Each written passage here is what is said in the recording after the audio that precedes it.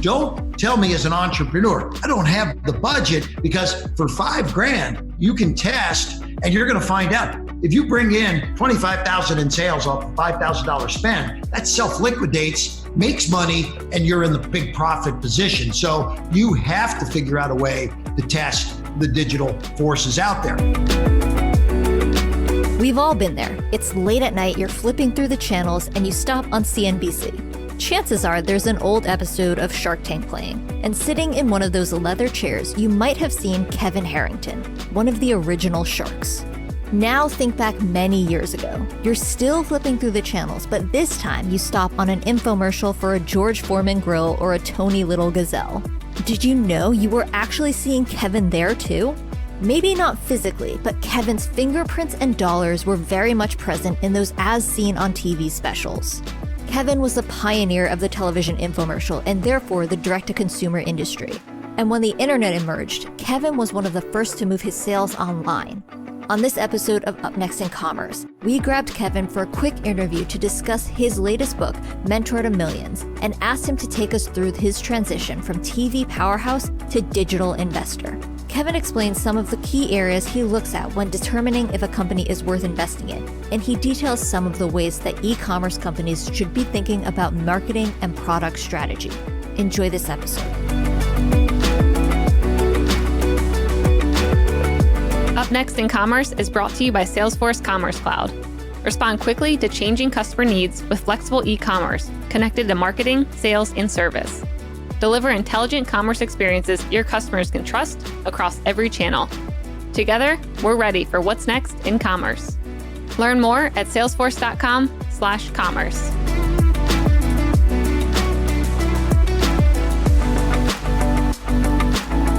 Welcome back to Up Next in Commerce. This is your host, Stephanie Postles, and today I'm really excited. We have Kevin Harrington on the show, the OG, original shark from Shark Tank and the CEO of Harrington Enterprises. Kevin, welcome. Stephanie, thanks for having me. Looking forward to having some fun today. Oh, me too. Your background is so interesting. I feel like I can't even do it justice going through like how you started out in the world of e-commerce. So I was hoping you could actually touch on that of like, where did you start in e-commerce? Because I see you listed as the original everything, the infomercial guy, the guy who created this stuff. Like, so I want you to put it in your words of how you started out in this industry. I was a young entrepreneur back in Cincinnati, Ohio, one of 6 kids, and I had ordered cable television. And so I remember I got a 30-channel package. This was now early 80s. And so I'm going through my 30 channels, 24 hours of sports on ESPN and 24 hours of movies on HBO. I get to channel 30 and there's nothing there. So I called the cable company and I said, hey, look, I love this cable, all these channels, 29 of them, but I'm paying for 30, nothing on Discovery Channel. And so they said, oh, Discovery it's our latest channel, it's brand new. They don't have a budget for 24 hours a day. They do an 18-hour-a-day schedule. 6 hours is nothing. And so that's when the light bulb went off. I'm thinking, I literally said to the person, if I have something to put on that 6 hours, would you be interested? Hey, yeah, come on down, talk to us. We're definitely, whatever you're thinking. So anyway, make a long story short, I started putting products on Discovery Channel back in the early 80s. I then tied up that 6-hour block on a nationwide level at the parent Discovery, which was in now tens of millions of homes. And again, this is back in the early 80s, and we were doing the Food Saver, the Jack LaLanne Juicer, the Tony Little Fitness, George Foreman, Billy Mays. We started getting into mainstream celebrities like Paris Hilton and her lip plumpers, and the Kardashians and their skincare and things like this. So we got involved, and this was early on, the early 80s. Nobody else was doing this. So people call me the inventor of the modern day infomercial. So that's when it all started. And we, over the years, gone public with a few companies, build them, sell them, build them, sell them. I like entrepreneurship and bringing in the right kind of team of people to help. But so as we were then selling products on TV, that was the beginning of my entry into the marketplace. And I think as we started getting more sophisticated, things started happening down the road where we started putting websites Of course, in the early 80s, websites didn't exist, right? I mean, it wasn't until I believe around 94 that things started. I mean, Amazon started in 94. I was in business for a dozen years before Amazon ever started. So selling products direct to the consumer. And in the 90s, we started putting websites into our infomercials. And wow, all of a sudden, we found a certain percentage of the people, they didn't want to call the operator. They wanted to go straight to that website, get all the details. And now we found a whole new area of business between websites and Amazon and digital. And now when you look at Facebook, et cetera, it's a whole new world. That's awesome. So what does your role look like today? I read that you have launched more than 20 businesses that have grown to over 100 million in sales each. So I wanted to hear kind of like, what are you doing today and what kind of principles are you using that you've learned from the many years that you've been doing this? So that first company that I mentioned, we ended up being a public company in a little bit of a complicated transaction, but here we were public on the New York Stock Exchange. The stock was sitting at $1 a share. And I started bringing the right kind of people on board, and you give options and things to people. But make a long story short, a few years later, that stock went to $20.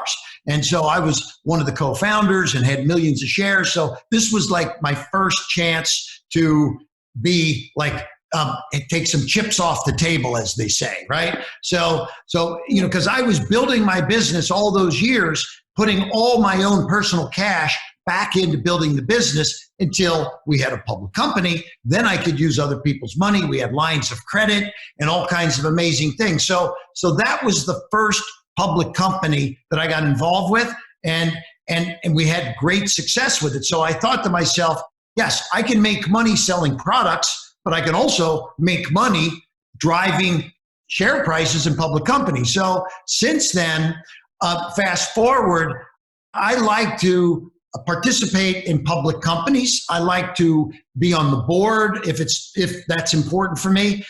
From their standpoint, also there's hardcore board of directors of public companies. There's also advisory boards. So as I invest in companies and take board seats and things, I'm involved now in about north of 10 public companies in some significant fashion, meaning I own equity, shares, board position, advisory seats, whatever. I mean, for example, one of my companies I got involved with 5 years ago was a little company called Celsius, and it's an energy drink that I don't. Have you ever heard of Celsius, Stephanie? Yes, I have. So yep. I got involved at a startup, Celsius. The stock was 22 cents a share, and again, I got a nice package when I got involved with these guys, but the stock yesterday hit $19. Okay. So, I mean, wow. So when you think about when you get in the beginning and get a big block and that block goes to a big number, that is wealth creation. So I can talk about national media. I can talk about another one called SCM TV, another one, your travel biz. I'm involved in various of these pubcos.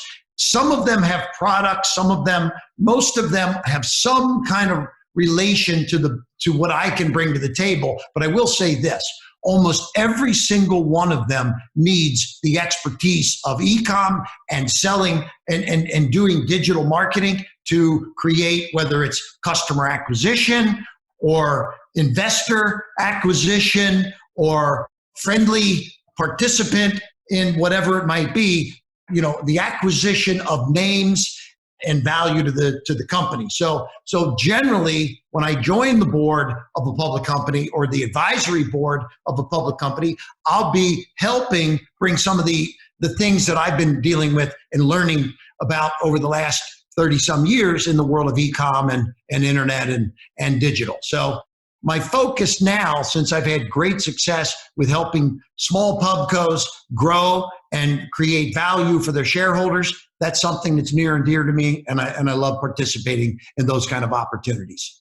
That's awesome. So how are you able to build buzz or advise your companies to build buzz in the way that you were when you were, using traditional media streams like TV? Like, how can you have that same experience online or through word of mouth and, conversions online? Like, how are you advising your companies to get that same kind of buzz that you were generating in your past life?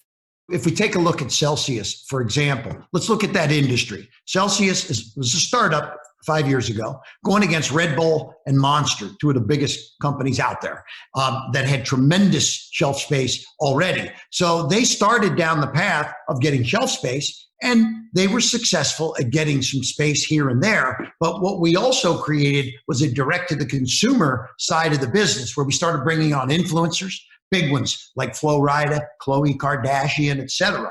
And then micro-influencers, fitness influencers. We have hundreds and hundreds and hundreds of fitness influencers, micro-influencers out there on some arrangement that we've made with them to blast all of the information out about Celsius, why they love it, why they use it. And these are people, many of them, that approached us because they were users of our product. So now what's happened, so for example, Flo Rida, he had 26 million followers. He created an amazing buzz to the point where one of his followers and friends was Khloe Kardashian. Well, she said, hey, Flo, I love this Celsius. Can you get me some cases of it? So we're shipping her cases, Flo cases, hundreds of fitness influencers, and now our Amazon business is just crushing it. So, I mean, you can't just sit and wait for it to happen. You got to build the buzz. And by the way, there's one thing that I did not say we did. The old days of As Seen on TV, I used to spend some years as much as $100 million on television. ABC, CBS, NBC, Fox, Discovery, Lifetime, all the cable networks, hundreds and hundreds of broadcast stations around the country, but it's very, very expensive. And to brand a product like Celsius in the world of As Seen on TV would cost millions, if not tens of millions. So we chose to go in the newer and much more direct way, by utilizing micro-influencers. And we've had a great run. The product is now in 165,000 stores, but it's also being supported by the social media influence marketplace.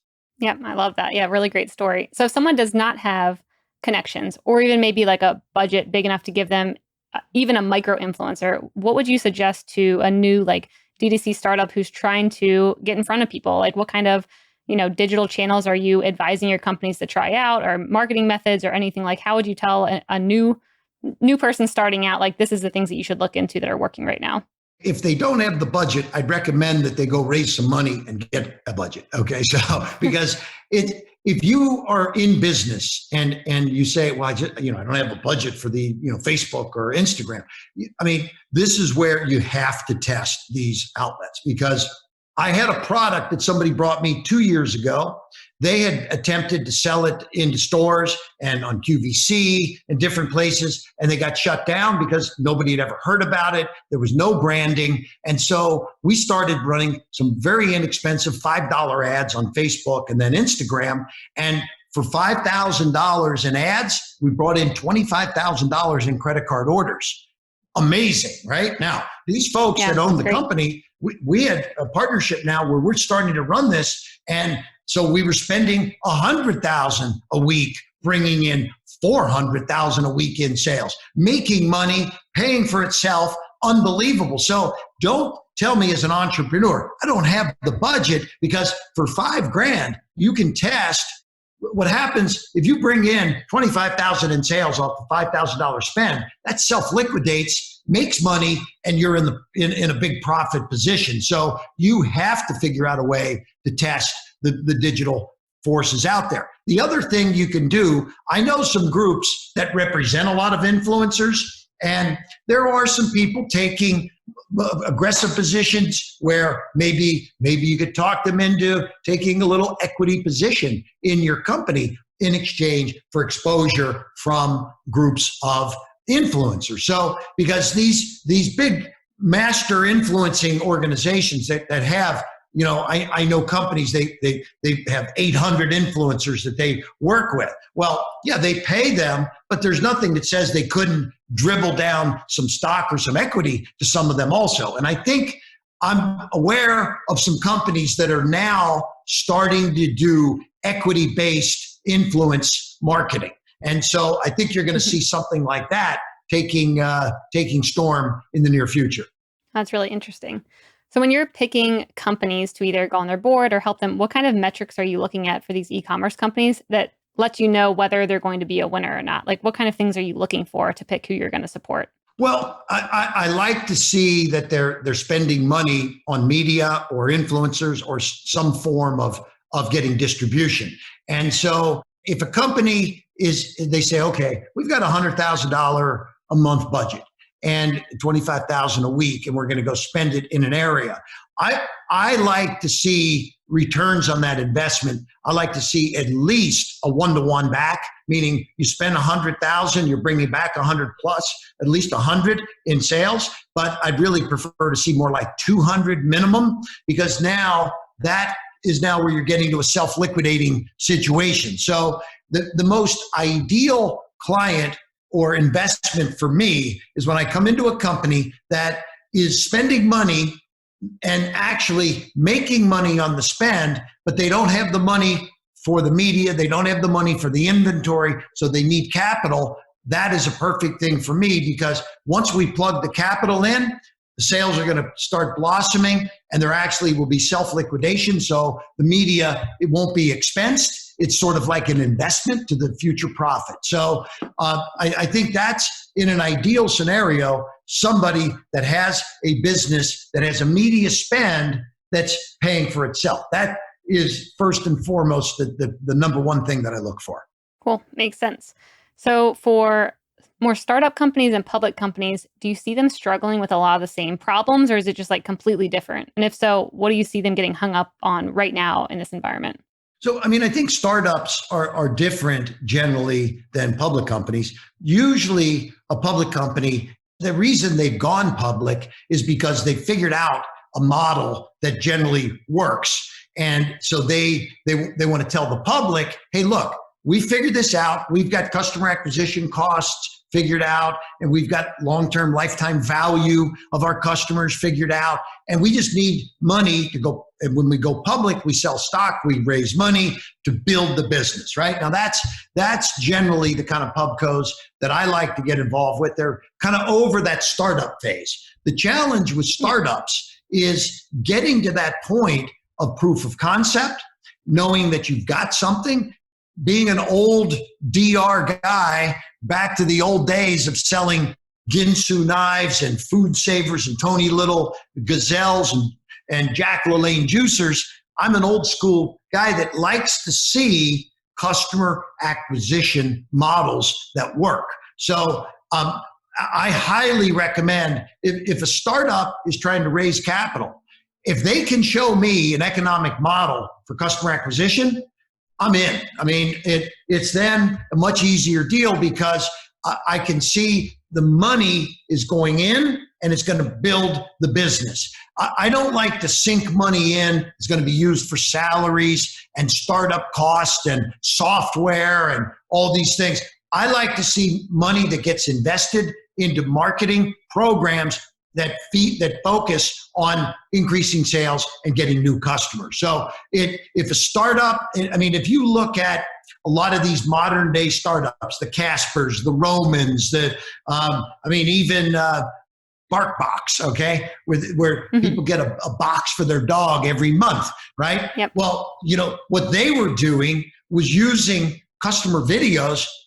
People would open the box every month with their dog and show all the excitement and the fun they were having. And these customer videos were being sent out to millions of people, acquiring new customers. So they built a $250 million business with their customers, sending out things on Instagram because they were excited about the product. So they had proof of concept, they had a business model that worked, and a customer acquisition model that worked. Very cool. So what are some, I'm sure you've seen a lot of different models of customer acquisition. What are some of the most creative ones or, timeless ones that continue to work? I think let's start with the one I just mentioned, because when, this is, BarkBox is a company that they didn't start on TV, like, the ads seen on TV. No, that would have cost them millions. They reached out to their customers. And so there's another girl that started a beauty company. She was an intern in Vogue, and she went out and started blogging and getting all kinds of information out. She wanted to start her own brand direct to the consumer. And this is now a $1 billion brand. And for some reason, the name of it is escaping me.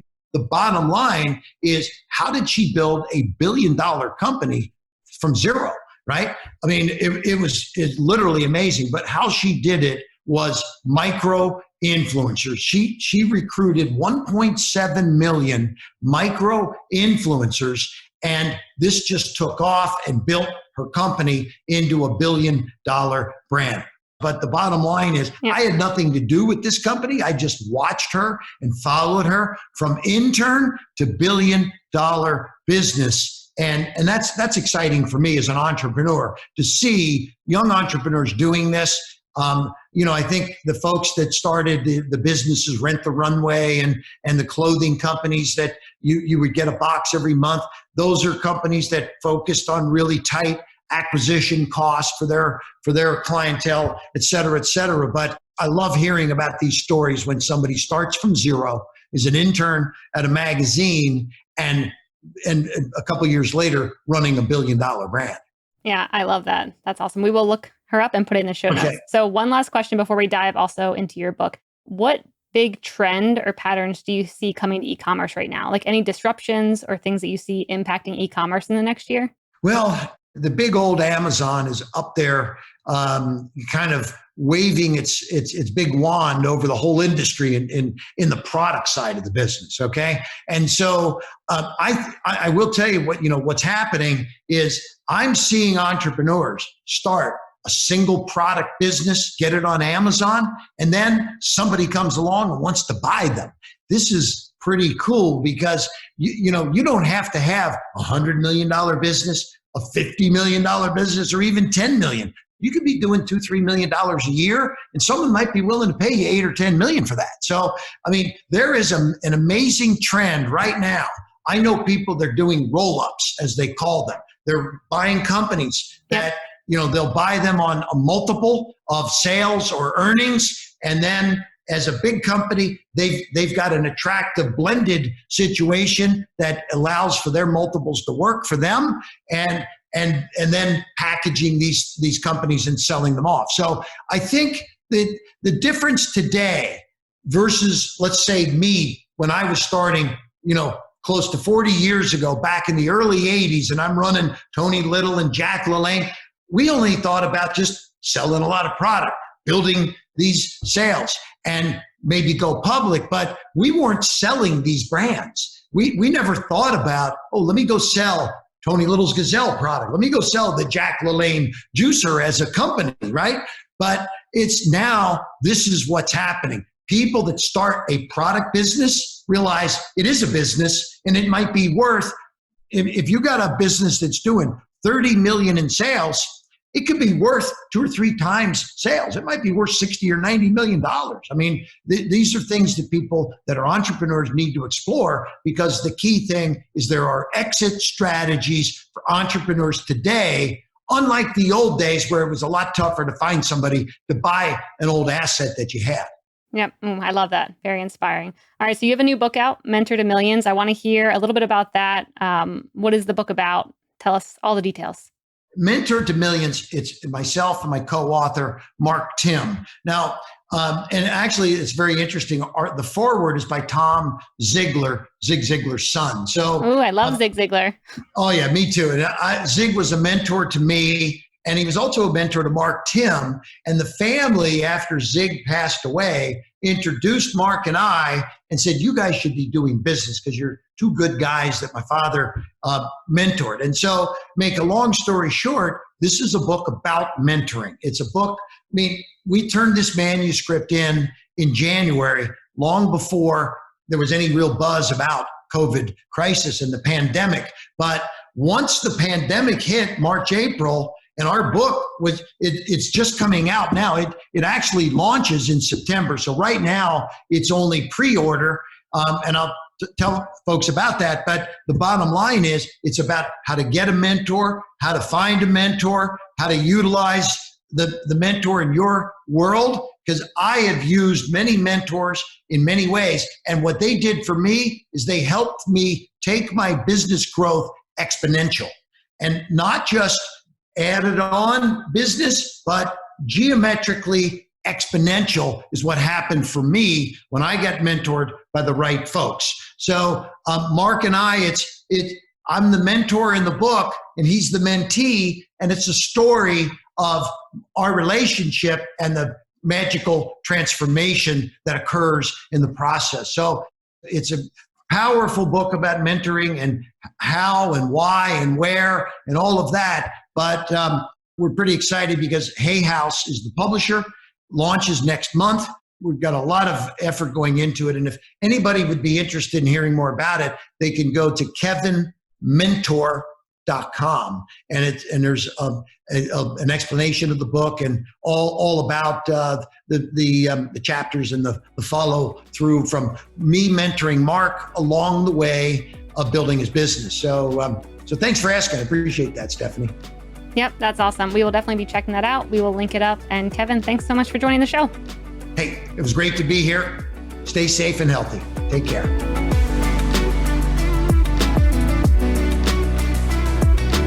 Up Next in Commerce is brought to you by Salesforce Commerce Cloud and created by the team at mission.org. Subscribe now at Apple Podcasts or wherever you listen to podcasts.